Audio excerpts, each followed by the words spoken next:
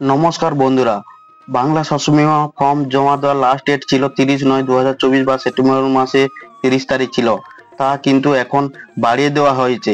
তা কবে last date আছে তা বিস্তারিত আলোচনা করছি এই ভিডিওর মাধ্যমে। ভিডিওটি স্টেপ বাই স্টেপ দেখতে থাকুন। আমি আছি শীতাংশু আর আপনারা দেখছেন এডি অফিস গাইড ইউটিউব চ্যানেল।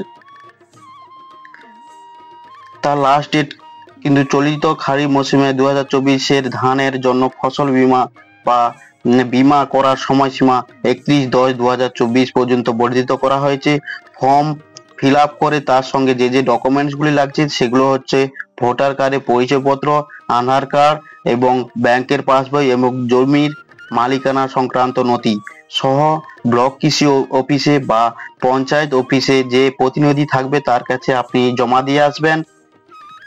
এবং এই ফসল বীমা করার মেন উদ্দেশ্য হলো শিলাবৃষ্টি, ভূমিধস বা বন্যা, জল জমা ইত্যাদি স্থায়ী বিপর্যয় ফসলের ক্ষতি হলে, ফসল কাটার পর খামারজাত মানে প্রাকৃতিক দুর্যোগ হলে তা ক্ষতিপূরণ দেবে আপনাদের সরকার।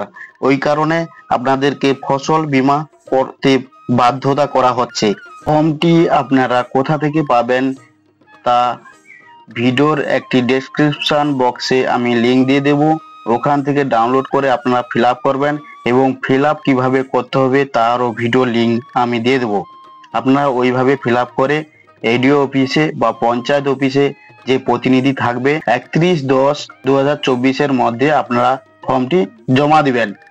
এবং চ্যানেলে নতুন দর্শক হয়ে থাকলে চ্যানেলটি সাবস্ক্রাইব করে নোটিফিকেশনে বেল বাটনটি ক্লিক করে অন করে রাখবেন এবং শেয়ার করে বন্ধুদের জানার সুযোগ করে দিবেন।